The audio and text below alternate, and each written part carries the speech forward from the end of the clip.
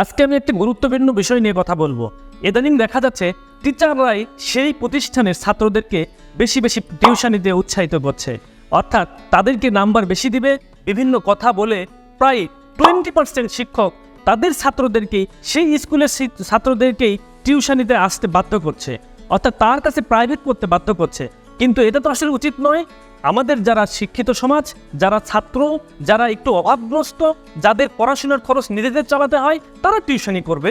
যারা ভালো স্টুডেন্ট তারা টিউশনি করাবে, পার্ট টাইম জব হিসাবে তাদের কাজে লাগবে। কিন্তু টিচাররাই যদি তাদের চাকরির পাশাপাশি ওভার টাইম হিসাবে যদি তারা টিউশনি করায়, তাহলে আমাদের এই যে শিক্ষিত সমাজ যারা নিজের খরচ নিজে চালায়, যে ছাত্ররা নিজের খরচ নিজে চালায়, তারা কি করে খাবে? অর্থাৎ আপনার স্টুডেন্টকে আপনিই প্রাইভেট পড়াচ্ছেন। একজন টিচার হিসাবে আপনি তো কলেজে পড়ানোর কথা, আপনি তো স্কুলে পড়ানোর কথা, সেই জায়গাতে আপনি পড়াশোনা না করিয়ে আপনি বাসায় নিয়ে গিয়ে আপনি টিউশনি করাচ্ছেন।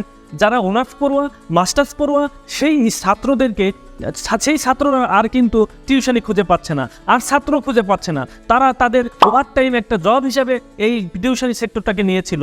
সেই জায়গাটাতে কিন্তু টিচার মহলই, শিক্ষক মহলই কিন্তু দখল করে আছে। আমি উদাত্ত আহ্বান জানাবো প্রশাসনকে, যাতে এই টিচারদের টিউশনি সিস্টেম, কোচিং সিস্টেমটা যাতে বন্ধ করা হয়। আমাদের যারা অনার্স মাস্টার্স পড়ুয়া শিক্ষার্থীরা আছে, যারা তাদের পড়াশোনার খরচ তারা নিজেরাই পরিচালনা করে, তারাই এগিয়ে আসুক, তারাই তাদেরকে পড়ায়।